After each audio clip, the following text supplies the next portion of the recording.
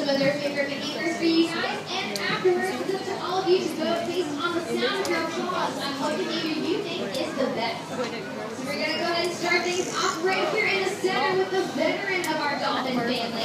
Right here with her trainer Rachel, that is 39-year-old Delilah.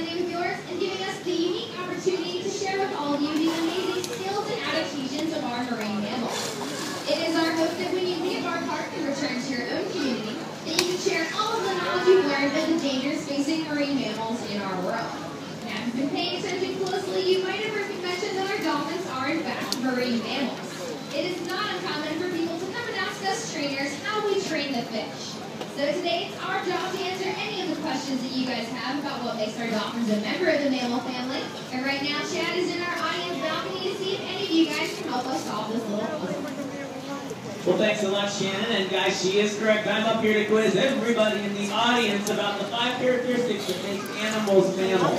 So I see that as I look around, there's a lot of people that were in school not too long ago. So I'm going to expect you guys some answers. I'm going to expect you guys to answer some of these questions, okay? Now, does anybody have any idea? Any of the 5 things that make animals mammals? Go ahead. Warm-blooded, very, very good. They are warm-blooded. Very, very good. That's right, so dolphins' body temperature doesn't change, much like ours does. Fish, sharks, reptiles, all those guys are cold-blooded, which means their body temperature basically goes up and down with the weather. Does anybody else have any ideas? Yeah, go ahead. They breathe air, that is definitely correct. That is the second answer. Yeah. They have hair. That is exactly correct. But I need you guys to look at dolphins right now. Everybody take a close look. Has anybody ever seen a hairy dolphin? No. There's no such thing as a hairy dolphin. It's a little bit of a trick question. All mammals at some point in their life have hair. Dolphins have hair when they are born. They actually have whiskers on that rostrum, or that long extension on the front of their face. Those whiskers stay on for about 3 to 5 days, and then the hair falls out. So they're completely hairless the rest of their lives. All right, now the last 2 things have to do with calves, okay, or babies. Now, do babies come out alive, or they come out in eggs? Alive, that is exactly correct. And then finally, what do those babies all eat or drink? No, that is exactly correct. So the last 2 characteristics are that they come out alive and that they drink milk. Well, you guys did a great job. Give yourselves a great big round of applause. Guys, we're going to go ahead and turn it back over to the Dolphins. You want to sit down? Well, I'm sure glad you guys helped us clear that up. But if you ask me, it's still pretty strange that a mammal lives under the water. Now, luckily, our dolphins have quite a few adaptations that allow them to thrive in their underwater world. Now, our dolphins have 2 small fins on either side of their bodies. Those are called their pectoral flippers, and they are used for stopping and steering in the water, much like the runners on a boat. Or they're perfect for holding your favorite soccer ball, as Delilah's demonstrated for you all. Now, an interesting fact about those fins, if you were to take an X-ray, you would find 5 small finger bones, much like you find in our very own hands. And moving right along their body, we already talked about our dolphins breathe air, the small opening on the top of their head called their blowhole. It's perfect for taking a quick breath at the surface before they dive to the ocean bottom, and each breath lasts only a fraction of a second. Let's see, you guys. Now, dolphins do not have any vocal cords, so every squeak, whistle, and click you hear them make throughout the show is coming from that blowhole as well.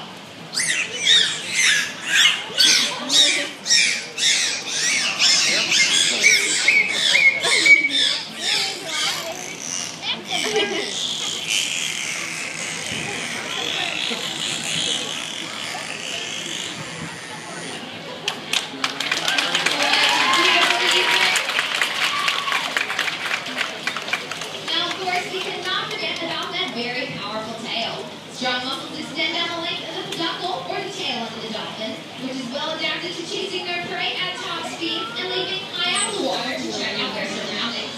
So to truly showcase the power of this tail, we're going to be doing a little bit of a training demonstration for you all today. At this point, we're going to pass it off to Chad, who's going to walk us through this process.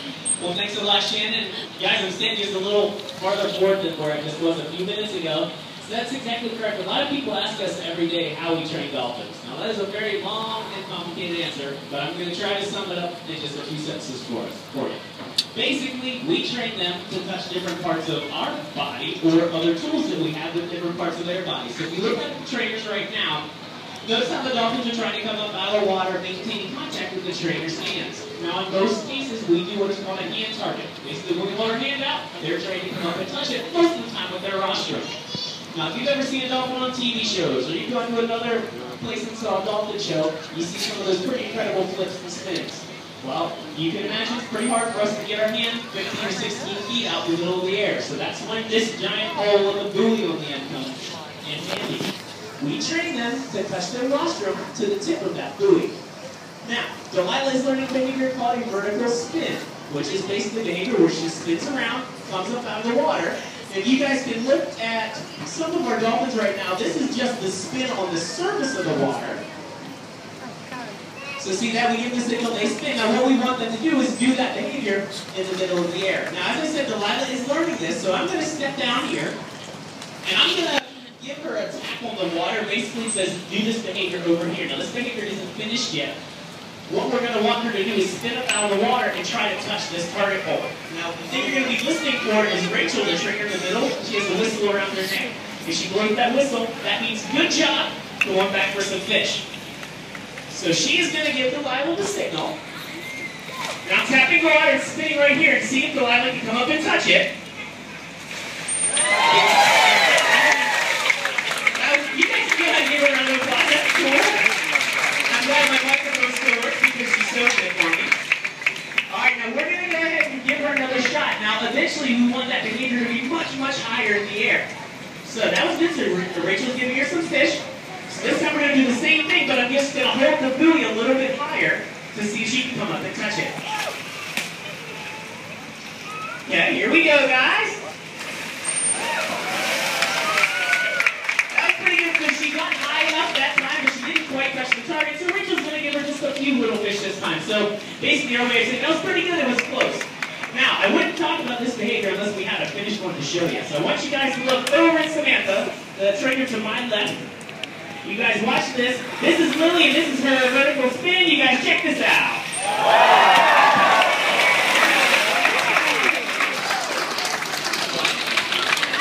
Well, guys, thank you very much for listening to my training demonstration. Some of these really cool flips and spins can take anywhere from a year to 2 years to train, so this is a very long, long process. So you guys, one more time, let's go ahead and give Lily and Delilah a great big round of applause. And for the next part of our show, Shannon has a member of our audience. Well, thanks, Chad. And right now, I'm here with Bailey from Tennessee, so let's give him a nice round of applause for welcome.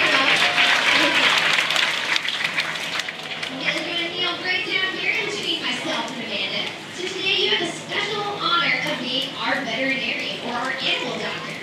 So when you come into your dolphins for the first time in the morning, we do what's called a lookover or a body check to make sure they're nice and healthy. So you can see scratches laid out in front of you. So Bailey, want to do me a favor and kind of give us some rubs on the side check out his skin for what we call rate marks. So Sebastian doesn't have hands to communicate with his companions like we do, so they use their teeth instead, and sometimes they use their teeth run on each other's bodies, and that's one way they communicate with each other.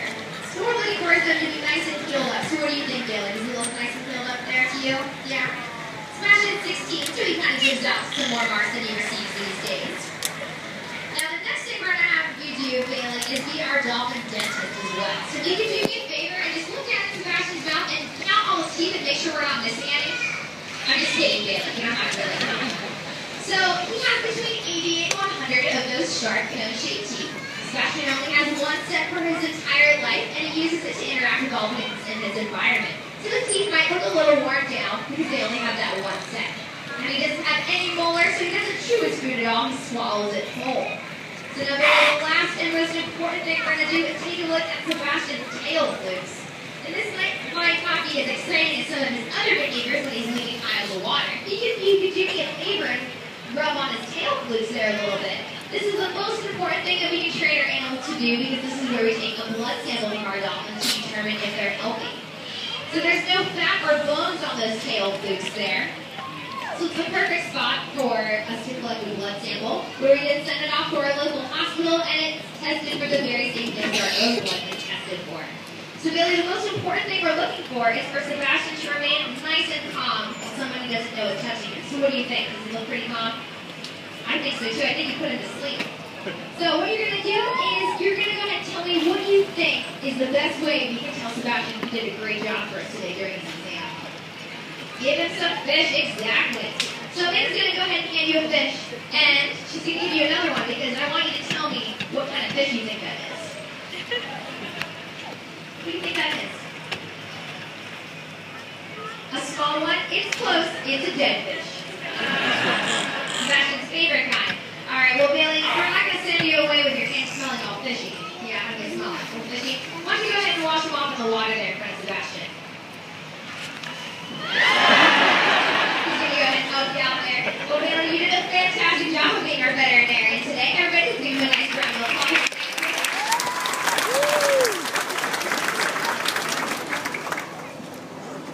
As you can see, our primary focus here is the health and well-being of our animals, not only of our resident dolphins, but of their ocean counterparts. Bottlenose dolphins are not listed as endangered, and they do suffer from negative interactions with people. Injuries and mortalities from both recreational and commercial fishing gear are among the most serious threats that dolphins face. Feeding dolphins in the ocean encourages them to follow boats, which puts them at risk for potential strikes from the propeller of a boat, ingestion of foreign objects, and entanglement in fishing gear. Most people don't know this, but approaching any wild dolphin within 50 yards is illegal and can be dangerous to both the dolphin and the person involved. So we encourage you all to appreciate wildlife, but only from a safe distance. Ladies and gentlemen, at this point in the show, we invite you all to sit back, relax, and enjoy watching the relationship our trainers have built with our dolphins over years of using positive reinforcers. This includes things such as fish, toys, playtime, and of course, lots of love to develop that bond. So let's see what our dolphins are truly capable of.